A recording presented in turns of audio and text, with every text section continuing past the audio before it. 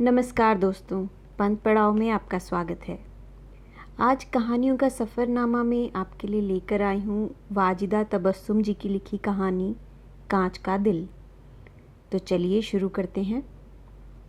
रानी दुल्हन पूरे दिनों से थी। 20 सास का कलेजा हाथ भर का हो आया था। बड़े घर में ये कोई पहला बच्चा तो नहीं पैदा हो रहा था जो कि यों सिसियाबी फूल की तरह खिली पड़ती, मगर ये भी तो किस्मत की खूबी ही थी ना कि ऊपर तले के चारों बेटों में से किसी ने भी अम्मा बेगम को पोते की दादी न बनाया। ले दे के अंगनाई सहनाई और घर भर में लड़कियां ही लड़कियां फिरा करती। अम्मा तो रह रह कर सोचती, हैं जिस बहू को देखो टपाटप बेरों की तरह बेटियां जने जा रही हैं, आखिर इनका क्या होगा और खानदान का नाम कैसे चलेगा। मगर वो सिर्फ सोच तो सकती थी, लेकिन लड़कियों को पैदा होने से रोक कहाँ सकती थी। धनिया दाई मोहल्ला छोड़ पूरे गांव में मशहूर थी। जहाँ किसी नई नवेली पर उनकी नज़र पड़ी, उसने झट वहीं बता दिया, मैं कहूँ बहू पूत जनेगी। अगर किसी को बेटी होने की बात सुना दी तो क्या मजाल जो बेटा सर उठाकर चले। वो तो चाल देखकर बात पहचानती थी। खुद उसकी बहू ने एक के बाद एक 6 बेटे पैदा कर डाले थे। भैया को बिटिया रानी का वह अरमान था कि निचले बेटे को सदा रंगीन कपड़े पहनाकर जेवर से लादे रखा। हाथों में सोने की चूड़ियाँ और तो और छन छन करती झांझें भी पैरों में डाल दी। बड़ी बूढ़ियाँ तो कहा भी करती थीं कि उसकी तो अकल उलट गई है, बचपन ही से उसे बेटी का स्वांग दे रखा है, भला उस पर क्या असर पड़ेगा। सारी उम्र माँ के कूल्हे से लगा हांडियाँ धोता और रोटियाँ बेलता रहेगा। बहू उनके ताने खूब समझती थी, मगर ममता के मारे जी को नन्ही मुन्नी सी कली की लगन थी तो पूरी भी कैसे पड़ती। मगर अगले बरस जब बहू को हमल ठहरा और वह सहम सहम कर कदम उठाने लगी और अहली गहली फिर फिर कर कच्चे पक्के को ललचाने लगी, तो सास ने एक दिन उसके चेहरे का रंग देखकर कहा, मैं कहूँ अब नन्हे के अंग से रेशम और जेवर उतार ले। बहू ने चकराकर सास को देखा तो सास हंसी और बोली, और क्या, यह देख, रात को मैंने तेरे गले से गलसर उतारी और तू कसमसाई तक नहीं। नींद ऐसी टूट कर आए तो बेटी को साथ लाती है। और फिर तेरा पेट तो देख, अभी से फैला फैला सा है।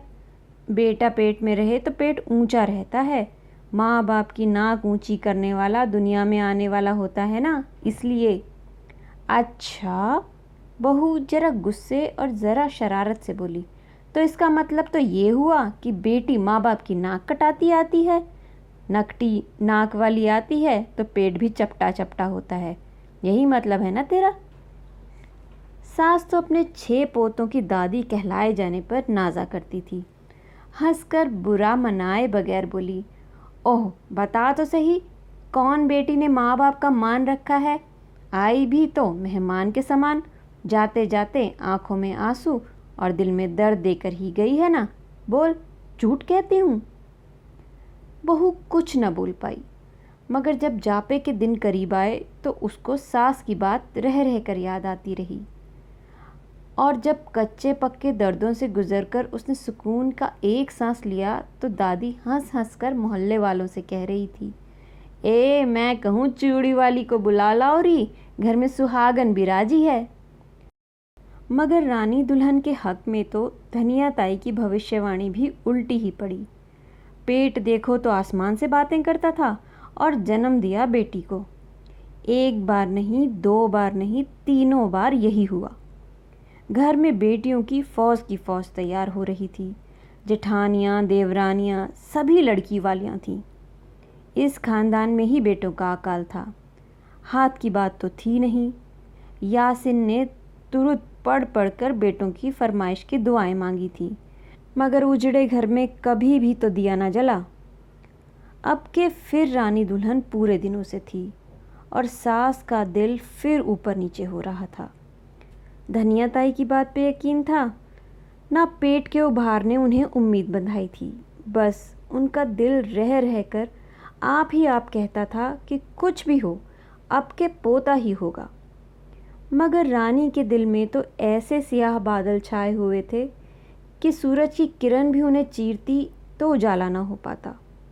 उसे यह इत्मीनान भी था कि सिर्फ वही तो बेटियों वाली माँ न थी, यहाँ तो सारे सिक्के एक ही टकसाल से ढल ढल कर चले आ रहे थे। ना सास ने कभी रानी से अपनी उम्मीद और दिल की बात बताई, ना रानी ने ही सोचा। हाँ, मगर ये ज़रूर हुआ कि जब एक रात सोते सोते रानी जागी तो घबरा घबरा कर यही कहने लगी, हाय अम्मा, ये कैसा दर्द है। पीठ से उठ उठ कर लहरें सारे जिस्म को पकड़ ले रही हैं। ऐसा पहले तो कभी ना हुआ, ऐसा पहले तो कभी ना हुआ।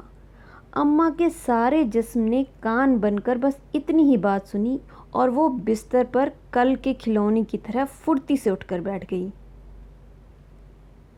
कमरे में अजवाइन, ऊंद और धुएं के गुबार में मिली जुली गर्म गर्म खून की बू थी और रानी की डूबती उभरती सांसों की लहरें।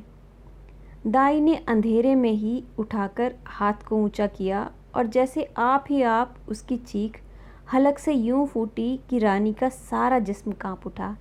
ए दुल्हन, मैं कहूँ बेटा है, पूरा का पूरा जीता जागता बेटा। और फिर हाँ या हाव हाव की खुशगवार आवाज़, सचमुच बेटे की आवाज़। मैं आ गया हूँ, मैं आ गया हूँ उजाले लेकर, खुशियाँ लेकर, नाक ऊंची करने वाला, खानदान का नाम चलाने वाला। दाई फुर्ती से बाहर निकली और चीखती हुई अम्मा के पास पहुंची। अरे बी, सुना तुमने? बेटा है बेटा, चांदी के कंगन पहनूंगी। हाँ। अरे धीरे बोल नामुराद, सारी उम्र बच्चे जनते गुजरी, इतना नहीं मालूम कि जच्चा ज़्यादा खुश हो जाए तो दम छूटने लगता है। वहाँ तो आगे ही नदियाँ बह रही हैं। इतनी खुशी की खबर सुनेगी तो जी क्या बोलेगा? कितने बरसों बाद तो आज अंधेरे में चांद चमका है। अम्मा धीरे धीरे कमरे में दाखिल हुई। रानी शतरंजी पर करवट लेटी हुई थी। उसके बाल खुले हुए थे। एक हाथ ज़मीन पर, दूसरा कूल्हे पर रखा हुआ था। उसका मुंह दीवार की तरफ था। शायद वो समझ रही थी अब के भी उसे फिर लड़की हुई है। शर्मिंदगी और गम के मारे इसने मुंह फेर रखा है। अब इसे पहले तो मैं ये कहूँगी कि लड़की हुई है, और जब वे रोने पर आएगी तो बताऊँगी कि वो तो आज ख़ानदान की सबसे काबिल इज़्ज़त और काबिल एहतराम शख्सियत बन चुकी है। सुना रानी, तुमने सुना? सास ने, जो पहले एक माँ थी और अब एक पोते की दादी, धीरे से बहू का कंधा हिलाकर अपनी तरफ खींचा। मगर रानी ने सास की तरफ नहीं देखा, किसी की तरफ नहीं देखा। इतनी ढेर सारी खुशियाँ मिलने के बाद वो और कुछ नहीं सोच सकती थी सिवाय इसके कि खुद ही खुदा के हुजूर शुक्रिया पेश करने चल दे। रात की स्याही सुबह से बदली। सुबह की रोशनी फिर तारीकी में रूपोश हुई, मगर अम्मा अपनी जगह से ना हिली। आंखें फटी हुई और सांसें रुकी हुई थी। वो सारों की बातें सुन रही थी, सब कुछ देख रही थी, मगर यूं कि किसी बात की खबर न थी। एक एक ने आकर हिलाया, पुकारा, पछतावे दिलाए, मगर न उनकी आंख से एक आंसू निकला, न टकटकी टूटी। जिस जगह रानी ने सुबह का पूरा उजाला बिखेर दिया था, अब वहाँ अंधेरे के सिवा कुछ न था। बच्चियाँ ढाएं ढाएं फिर रही थी और बच्चा पालने में पड़ा रोए जा रहा था। हुआ हुआ मी हुआ। मैं यहाँ हूँ, मैं यहाँ हूँ, तुम कहाँ चली गई? तुमने मेरे लिए दुआएं मांगी, मन्नतें मानी और दुआओं का सहारा लिया, और अब जब मैं तुम तक चलकर आया तो तुम मुझे छोड़कर चली गई। अब मैं किसके पास रहूँगा? कौन मुझे मीठा रस पिलाएगा? सब मुझसे दूर भाग रहे हैं।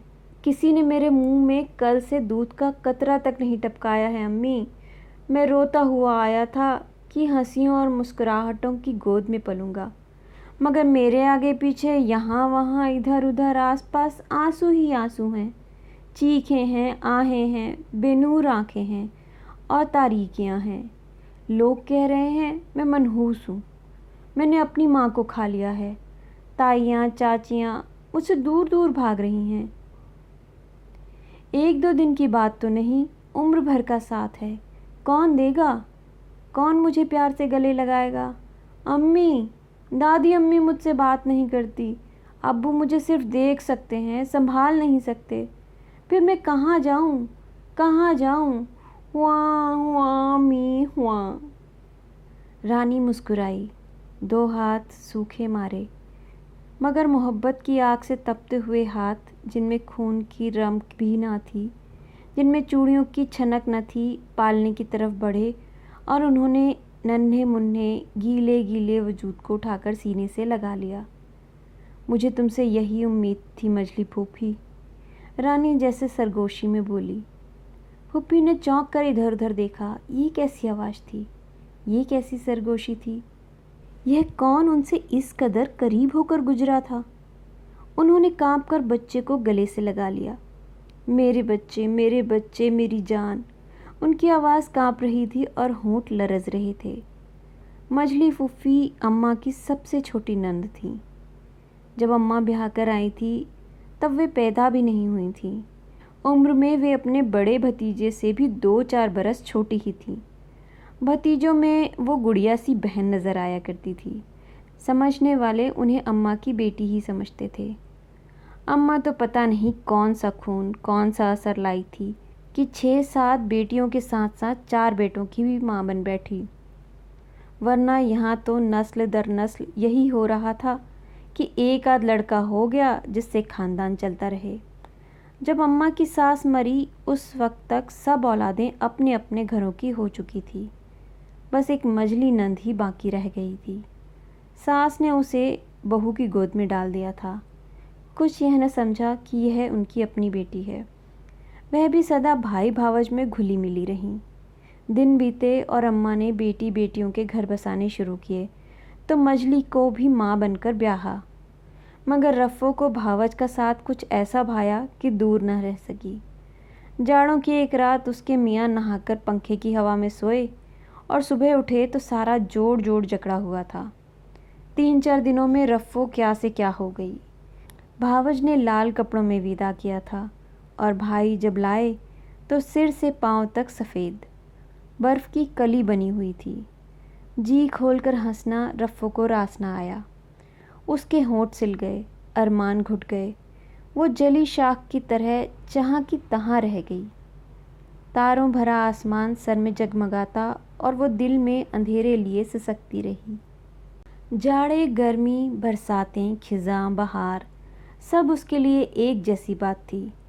और जैसे जैसे दिन बीते वह भतीजों के बच्चों की देखभाल करने को जीती गई। कोई उसे घुड़क देता, कोई 2 बोल सुना देता, कोई कसूर ना होने पर भी डांट देता और वो खामोश और मासूम आँखों से देखकर गोया अपने गुनाहों को स्वीकार कर लेती। मियाँ अच्छी खासी जायदाद छोड़कर मरे थे। सारा पैसा उसी के हिस्से में आया था। वो चाहती तो अपना एक घर बार कर सकती थी और मज़े से जी सकती थी, मगर वो उन्हीं लोगों में जीती आई थी। वो उनसे हटकर ज़िंदगी गुजारने की कल्पना भी न कर सकती थी। वो तो भरी बहार में उजड़ कर रह गई थी। कौन उसे देखने और निहारने वाला था? पहनती ओढ़ती भी तो किसके लिए? सारा पैसा इन्हीं बच्चों पर उठा दिया करती। वो मशीन की तरह हर काम को अंजाम देती थी, लेकिन इतने दिनों बाद अब उसकी ज़िंदगी के आसार पैदा हो रहे थे। नन्हा शमीम अभी 2 ही 4 दिनों का था। बेचारे ने माँ का दूध चखा भी न था। उसकी ज़िंदगी का क्या बनेगा? क्या यह फूल कुम्हला कर रह जाएगा? रफ़ो ने बेबसी से उन माँओं की तरफ देखा जिनकी छातियाँ दूध से लबरेज थीं और महज 2 घूंट उस नन्ही सी जान की ज़िंदगी का सामान मुहैया कर सकते थे। मगर अपने खून से किसी दूसरे के लगाए पौधे को सींचने का हौसला कितनी माँओं में होता है। मजली फूफो ने अपने सीने की तरफ देखा। ममता के सोते तो मुद्दत से वहाँ खुश्क हो चुके थे। फिर उन्होंने आसमान की तरफ निगाह की। जिसका कोई नहीं होता उसका खुदा होता है। उन्होंने रुई की बत्तियां बनाई और गाय के दूध में भिगा भिगा कर नन्हे के मुंह में टपकाने लगी। जिंदगी का ये पहला दौर था जब वो खुशी खुशी जीना सीख रही थी। बचपन तो जैसा बीता सो बीता। बड़ी हुई तो माँ का साया सर से उठ गया। ब्याह कर मैके से ससुराल आई तो चंद ही दिनों में सारी खुशियां जलकर खाक हो गईं। न वो किसी के लिए जी सकी, न कोई उनके लिए ज़िंदगी का सामान कर सका। अब उसकी ज़िंदगी एक नई पुरबहार और रंगीन राह पर चल पड़ी थी। वो जीती थी नन्हे के लिए, मुस्कुराती थी नन्हे के लिए, और फिर नन्हा तो सभी की खुशियों का केंद्र था। कई दिन गुजरने पर अम्मा जी होश में आई तो देखा शम्मू नंद की गोद में रह रहकर हुमकता था, और कोई उसे लेने को हाथ बढ़ाता तो वह मुंह फेर कर उसके सीने में मुंह छुपा लेता। तीनों पोतियां तो अम्मा ही के प्यार में पल रही थी। पोता पूरा का पूरा बी ननद का था। एक दिन अम्मा ने 4 औरतों में बैठकर कहा भी, अब रफ़ो बेगम जाने और शमीम मियाँ, मैंने तो उनकी गोद में डाल दिया। अब वो उनकी माँ है और वही उनके बेटे। रफ़ो फूफी का दिल जैसे अपनी जगह छोड़कर कहीं आँखों से निकल पलकों पर कपकपाने लगा। मेरा बेटा, मेरा बच्चा। शमीम मियाँ ढेर बहनों के इकलौते भाई थे। कोई उन्हें पूछता ना पूछता माँ और दादी की आंखों के तारे तो थे ही। बस कड़वा करेल नीम चढ़ गया। अभी 1 बरस के भी ना हुए होंगे, जिद का ये आलम कि जिस चीज़ पे आ पड़े तो मचल मचल कर ज़मीन आसमान सिर पर उठा लेते। बड़े अब्बा एक बार कहीं से शीशे का एक गुलदान लाए थे। कीमती इतना न था जितना खूबसूरत था। और फिर जब चीज़ें पुरानी हो जाएं, वो भी किसी बुज़ुर्ग के हाथ की लाई हुई हो, तो वहाँ कीमत का सवाल नहीं रह जाता। वह एक ख़ास चीज़ बन जाती है। एक दिन कहीं शम्मो मियाँ ने वह गुलदान देख लिया। 1.5-2 बरस के ही हो रहे थे। खड़े तो होते ही थे, जरा दूर चल भी लेते थे। गुलदान सिंगार मेज की परली पर रखा हुआ था। फदफदाते हुए गए और गुलदान उठा लिया। करीब था कि ज़मीन पर दे मारते कि ताई बी ने देख लिया और चिल्ला कर दौड़ी, हैं अम्बा मियाँ के हाथ का लाया हुआ है। हाथ से गुलदान झपटना था कि शम्मो ने चीख चीख कर हालत तबाह कर ली। लाख खिलौने दिए जा रहे थे, लालच दिया जा रहा था, मगर बहलाए नहीं बहलते। मझली फूफी वहीं बावर्ची खाने में उनके लिए दूध दलिए की बराबरी कर रही थी। वहाँ से चीख चाक सुनकर लपटी आई। क्या हुआ? वह तेजी से बोली, जरा छोड़कर जाऊं तो जैसे सब उसी के पीछे लग जाते हैं। आखिर बिन माँ का जो है।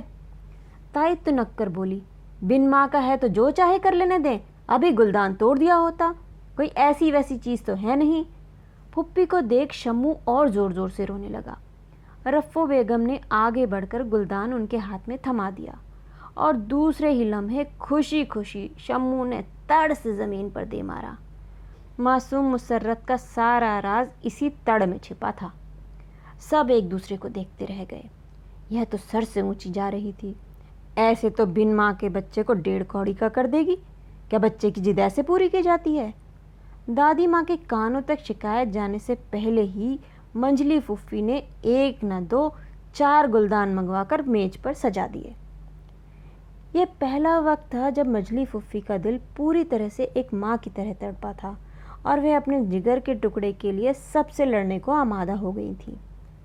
यह एक नन्ही, बिल्कुल ही नन्ही सी बात थी, मगर जैसे जैसे शम्मू बड़ा होता जा रहा था, फुफ्फी की मोहब्बत दीवानगी अख्तियार करती जा रही थी। उनकी ज़िंदगी ने मोहब्बत का लफ्ज़ सुना ही न था। मोहब्बत करने, चाहने, चाहे जाने, इस लफ्ज़ से वह बिल्कुल महरूम थी, जो कभी तो बीवी बनकर मिलती थी और कभी माँ बनकर। शम्मू अपनी बहनों में घिरा बैठा था। छोटी सी जान, न किसी की बात समझ, न अपने पराये की तमीज़। सब बच्चियां खेल रही थी। छिया छाई का खेल हो रहा था। ठेला ठाली भी चल रही थी। किसी ने सिर पर एक धौल जमाई। उसने इधर उधर सर घुमाकर देखा, फिर बेबसी से पुकारा, अम्मी। रप्पो बूबी दलान में कुर्सी पर स्वेटर बुनती बैठी थी। उसके इस तरह पुकारने पर पहले तो वो चौंकी, फिर उनका पूरा वजूद थर्रा गया। अम्मी, अम्मी, अम्मी। आज एक नन्हे से वजूद ने अपनी जुबान से पहली बार एक लफ्ज़ ढाला था, और वो लफ्ज़ था अम्मी। और अम्मी कौन थी? स्वेटर फेंककर वो लपकी और करीब पहुंचते ही रुककर बेताबी से शम्मू को अपने सीने में भर लिया। मैं तेरी माँ हूँ, हाँ मैं तेरी माँ हूँ। एक बार फिर अम्मी कह दे मेरे बच्चे, मेरे बेटे। सीने में उबाल सा उठ रहा था। वो फफक फफक कर रोए जाती थी और शम्मू को अपने सीने से भींचती जाती थी। आज एक मासूम वजूद ने उन्हें फर्श से उठाकर आसमान में बिठा दिया था। आज तक वह एक साधारण औरत थी, मगर अब उनके कदमों तले एक जन्नत थी। हाँ, वो एक माँ थी। एक माँ का नाजुक और मोम दिल लिए अब वो धीरे धीरे कदम उठाने लगी कि कहीं उनके पैरों तले किसी का मासूम दिल कुचल कर न रह जाए। माँ बनने की पहली पहली लज्जत से गुजरकर अब वो इस दौर से गुजर रही थी जबकि उनकी औलाद ने उन्हें माँ कहकर पुकार भी लिया था। अब उसके सीने में बजाय गोश्त पोश्त के दिल के कांच का दिल था, जो हल्की सी ठेस से भी चूर चूर हो जाता। रफ़ो फोफी से अब नामुमकिन था कि एक लम्हे के लिए भी अपने वजूद से, अपने दिल से, अपनी आँखों से अपने राज दुलारे को ओझल करती। उनकी ससुराल में एक बार किसी अजीज़ की शादी का बुलावा आया। इनकार करती तो कैसे, ससुराल का मामला था, और शम्मू को साथ ले जाएं तो कैसे। वो तो उन्हीं को अम्मी कहता था। अगर कोई उल्टी सीधी बात मुंह से निकाल देता तो 4 लोगों में क्या इज्जत रह जाती। अकेलापन कैसे बर्दाश्त करती, मगर टाल ना सकी और अकेले ही जाना पड़ा। गई थी कि रात होने से पहले ही वापस आ जाएंगी, मगर वहाँ विदाई में इतनी देर थी कि तारे खिलाए चांद चमक उठा। उनके अपने दिल में भी चांद का अक्स था और आंखों में तारे। लाख ना की, मगर रुकना ही पड़ा। सुबह उठते ही सबसे पहले चलने की सोची। रात भर नींद ही कहाँ लगी थी, जो उठने ना उठने का सवाल पैदा होता। वो तो घड़ियाल गिनती बैठी थी। उसी जागल में उनकी मोटी मोटी आंखों में गुलाबी डोरे डाल दिए थे। नींद का नशा अलग, जागी जागी आँखियों की गुलाबियाँ रहें सो अलग। उनकी सोई सोई जवानी जैसे आज गहरी नींद से हड़बड़ाकर जाग उठी। अंग अंग चटका पड़ रहा था, और जिस वक्त वो चारपाई से उतरी हैं और ज़मीन पर पैर रखा है, एक लम्हे को खुद उन्हें यह महसूस हुआ जैसे चट से ज़मीन उनके वजन से चट चट बोल जाएगी। धूमिल साड़ी के आंचल से सिर को ढांपे कातिल आंखों से इधर उधर देखती नौकर को खोजती फिरती थी कि सामने से अशरफ आता दिखाई दिया। उसने पहले तो यूं ही लापरवाही से देखा, मगर एक निगाह जो पड़ गई फिर जैसे चिपक कर रह गई। ये रफ़ो भाभी थी, रफ़ो बेगम, रफ़ो दुल्हन, रफ़ो। कितने बरस बेवगी को हो गए थे। पुराने विचार रखने वाले लोगों से ये कहाँ संभव था कि इस किस्म की बात कल्पना भी कर सकते कि बेवा बहू को फिर से ब्याह लाएं। क्या हुआ अशफाक अगर मरने वाले का चचाजाद भाई था तो हर लिहाज से काबिल। कितने दिन गुजर गए, मगर अशफाक ने भी कहीं शादी न की थी। यह तो न था कि वह दिल में रफ़ो की याद का दिया जलाए बैठा हो, मगर सोचता ज़रूर था कि अगर यह चिराग उसकी तारीक कुटिया में जल उठता तो। एक कदम, दूसरा कदम, तीसरा कदम। रफ़ो उम्र के उस दौर में थी जब फल कच्चेपन की हदों से गुजरकर पकने लगता है, गदराया गदराया सा, रस भरा और पहले से कहीं मीठा। आँखें, उफ़ ये आँखें, शायर ऐसी ही कातिल आँखों पर शेर कहते होंगे। आंगन में पलंग ही पलंग बिछे हुए थे, सारे में सोता पड़ा हुआ था। कौन करवट ले रहा था, कौन कसमसा रहा था। अशरफ को मौका अच्छा हाथ आया, लपक कर आगे बढ़ा और बेचैनी से यूं बोला जैसे बरसों से यही एक बात कहने को बेचैन था। रफ़ो, अकेले कब तक ज़िंदगी बसर करोगी? यह सफ़र तो बहुत ही लंबा है और तुम्हारे साथ कोई दूसरा साथी भी नहीं। रफ़ो एक लम्हे को सर से पांव तक थरथरा उठी। बेवगी के इतने सारे भयानक साल, रोते गाते, आंसू बहाते, सिसकते हुए लंबे और उकता देने वाले साल उसकी आंखों के आगे एक लम्हे में गुजर गए। सहारा कबूल कर लूं? साथी बिना ज़िंदगी कटेगी भी तो नहीं। ये लम्हे की बात थी। इधर रोते सिसकते इतने सारे साल और महरूमियाँ थीं, जवान ज़िंदगी और बेख्वाब रातों के जानलेवा सितम थे, और उधर एक नन्हा मुन्ना चांद था, हंसता मुस्कुराता, अम्मी अम्मी। वो चौंकी, फिर बड़े ढंग से धीमे स्वरों में बोली, आप गलत समझ रहे हैं अशफाक भाई। मुझे ज़िंदगी से अब कोई गिला नहीं। मैंने तो रानी के बच्चे को गोद ले लिया है। एक फूल के लिए रफ़ो फूफी सारे भरे पूरे बाग को, लहलहाते बाग को, हंसते मुस्कुराते लहकते महकते बाग को ठुकरा आई। अब उसका दिमाग शम्मू के अलावा और किसी के मुतालिक सोच भी नहीं सकता था। औरत मोहब्बत करने पर आती है तो अपनी हस्ती को मिटा देती है, चाहे वह औलाद हो या शोहर, अपना हो या पराया, बस दिल की बात है। औरत ने दुनिया में शिकस्त हमेशा मोहब्बत और ममता भरे दिल के हाथों ही खाई है। दिन ऐसे ही सरसर गुजरते जा रहे थे। अपनी जवानी और हुस्न की सारी रंगीनियाँ रफ़ो फूफी ने जैसे शम्मों को दे डाली। अभी अभी वो घुटने चलता था, अभी अभी वो पलंग की पट्टी का सहारा लेकर खड़ा होने लगा था, अभी अभी उसने अपने गुलाबी और नर्म होठों से रफ़ो फूफी को अम्मी कहकर पुकारा था, अभी अभी वो अपने 3 पहियों वाली साइकिल पर बैठकर मुर्गियों के पीछे दौड़ता फिरता था, अभी अभी उसने अपना बस्ता उठाया था और कायदा उठाकर अलिफ बे और ABCD पढ़ा था, अभी अभी उसने गुलाबी चेहरे और हंसती आंखों के साथ आकर अम्मी को सुनाया था, अम्मी अम्मी मैं 6ठी क्लास में फ़र्स्ट आया हूँ। अभी अभी उसने मैट्रिक में फ़र्स्ट क्लास फ़र्स्ट आकर उस्तादों को अचंभे में डाल दिया था, और अभी अभी वो कॉलेज से साइकिल पर वापस लौटा और बड़े प्यार से अपनी अम्मी को कह रहा था, अम्मी आप समझती नहीं, आपकी वजह से मुझे कितनी फ़िक्र लगी रहती है। भला कोई बात भी है कि मैं इतना बड़ा होकर यूँ आपसे काम लूँ? क्या मैं एक कप चाय की प्याली भी अपने हाथों से नहीं बना सकता? रफ़ो फूफी मुस्कुराई, बेटे तू नहीं जानता तेरा काम करके तेरी हंसती सूरत देखकर मेरा दिल कितना बड़ा हो जाता है। आखिर एक माँ अपने बच्चे के लिए और कर ही क्या सकती है। एकदम शम्मू ज़रा और आहिस्तगी से बोला, अम्मी आप ही मेरी अम्मी है ना? रफ़ो फूफी ने मुस्कुराकर उसे देखा और बोली, क्यों, इसमें तुझे कोई शक है? वही चुड़ैलें ज़रीना शाहीना वगैरह तुझे सता रही होंगी ना? नहीं अम्मी।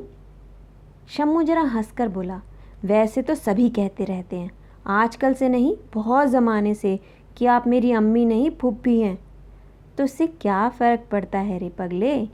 बहरहाल मैं तेरी माँ तो हूँ ना, क्या इतनी बात मेरे लिए काफ़ी नहीं? शम्मू का चेहरा उतर सा गया, रुआंसा होकर बोला, अम्मी ऐसी बात ना पूछिए।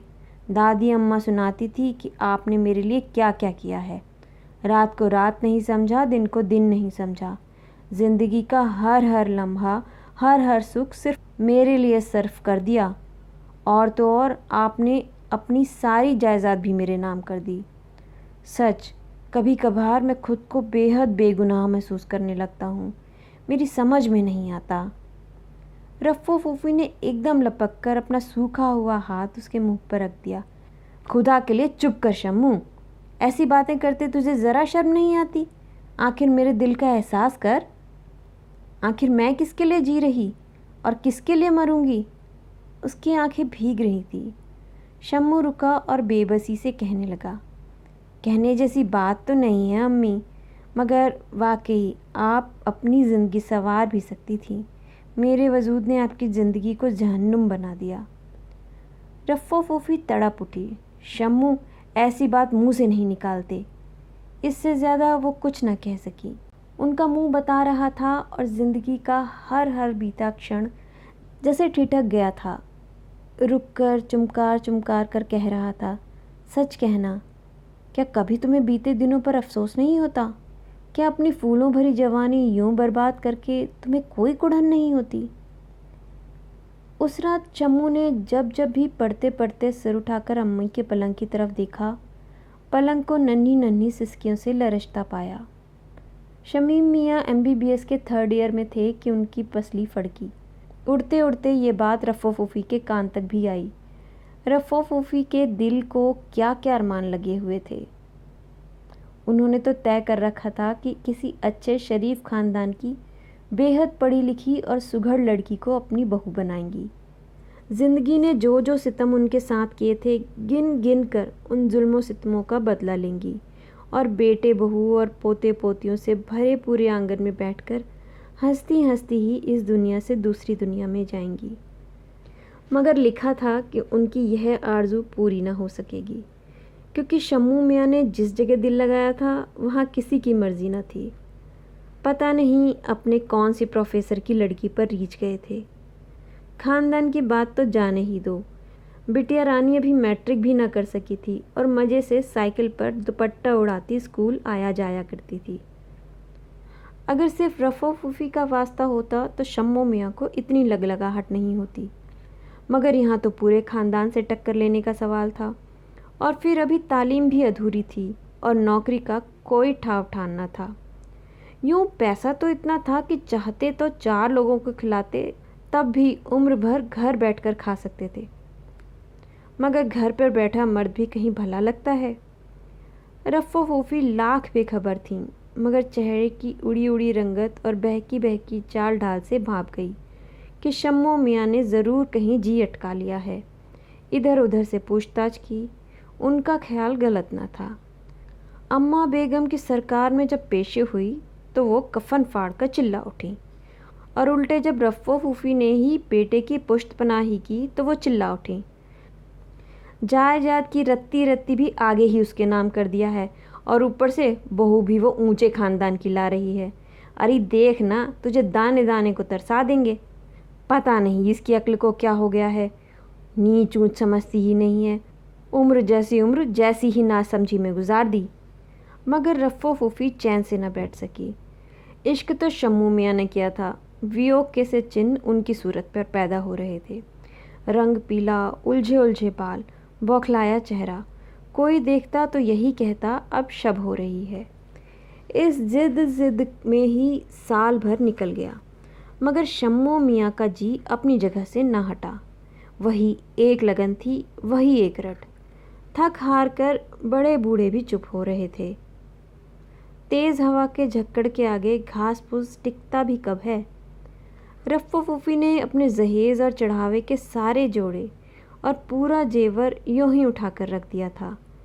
अब वो बड़े जतन से तमाम चीज़ों का जायज़ा ले रही थी। गोटी किनारे पर नया कपड़ा लगवा रही थी, और जेवर के फैशन बदल चले थे तो नए डिज़ाइन बदलवाने को तैयार थी।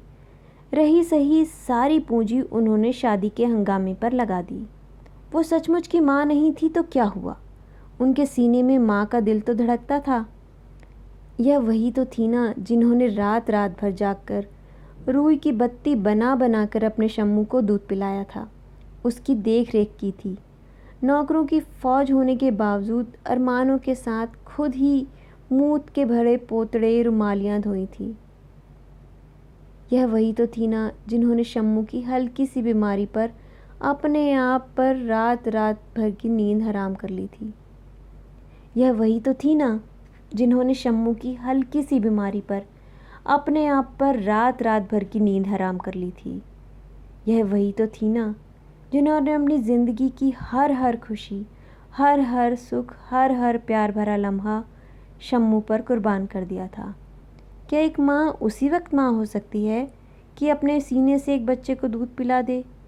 क्या महज अपने कोख से जन्म देने वाली माँ ही माँ कहला सकती है? ज़िंदगी की सारी खुशियाँ निसार कर देने वाली दुखी रूह को फिर और क्या नाम दिया जा सकता है?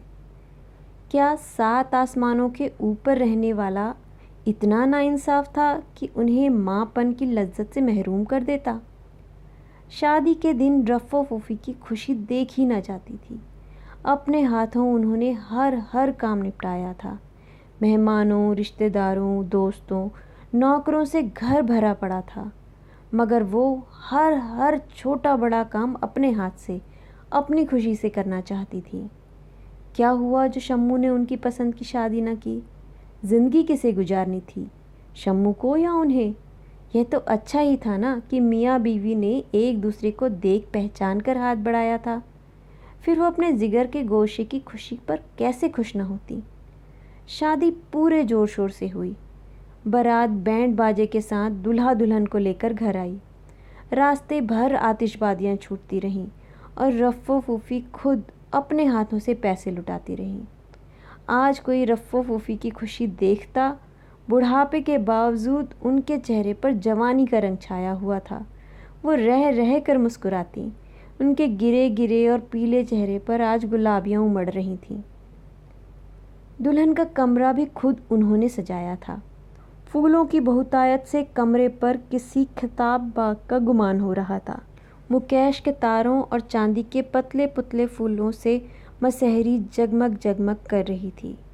छपर खट पर दुल्हन सिर नोढ़ाए बैठी थी और रफ़्फ़ो फूफी आते जाते पुरमस्त अंदाज से उसका जायज़ा ले रही थी कि कब कब चाँद चढ़े और कब यह फूल बनकर महके। खाने दाने और रीत रस्मों से फारिग होकर जब दूल्हा ऊपर लाया गया तो अचानक रफ़्फ़ो फूफी ने महसूस किया कि सहरे की लड़ियों से झांकता हुआ शम्मू का चेहरा कुछ उदास उदास सा नज़र आ रहा है। आज का दिन मुर्सतों, अरमानों, आरजुओं का दिन, और शम्मू का चेहरा गमगीन। वो बेकल बेकल सी, बौलाई बौलाई सी इधर उधर फिरने लगी कि भीड़ छटे और मौका मिले तो वो शम्मू से कुछ बात करे। मगर दूल्हा दुल्हन के आसपास वो झोर झमाका था कि कम होने का नाम ही ना लेता था। रात के 12 बजते बजते सब माँओं ने अपने अपने बच्चों को सुला दिया। मेहमान बीवियाँ मौका पा पाकर अपने झरोकों में जा घुसी। बाजे वालों ने शतरंजनों और टाँटों में लपेट लपेट कर बाजे रख दिए और छत खाली हो गई। शम्मू अकेला कुर्सी पर बैठा रह गया था। दुल्हन अंदर कमरे में थी। रफ़्फ़ो फूफी बेताबी से लपकी हुई आई और छूटते ही बोली, मेरे लाल, क्या बात है? चेहरा यूँ उतरा उतरा सा क्यों है? शमीम साफ बात टाल गया। चेहरा नीचे करके बोला, कोई बात नहीं अम्मी, आज तो मैं हद से सिवा खुश हूँ। आप जीना कुढ़ाइए। मगर रफ़्फ़ो फूफी का जीना माना। वो गले का हार हो गई और कस्में दे देकर उसकी उदासी का सबब पूछने लगी। शमीम ने जैसे हलक में फंसा हुआ गोला नीचे उतारा और अटक अटक कर बोला, नहीं, मैं बस ये सोच रहा था कि अगर आज मेरी अम्मी होती तो किस कदर खुश होती। मेरी अम्मी? मेरी अम्मी? मेरी अम्मी? रफ़्फ़ो फूफी का सर घूमने लगा। ज़मीन आसमान सब घूमने लगा। तारों भरा आसमान चक्कर खाने लगा। फूलों भरी ज़मीन चक्कर खाने लगी। उन्होंने बड़ी मुश्किल से खुद को संभालना चाहा, मगर हर लम्हा वो बेसुध होती जा रही थी। चट से उनको अपने सीने में कोई चीज़ टूटती महसूस हुई। उन्होंने दोनों हाथों से दिल को पकड़ना चाहा।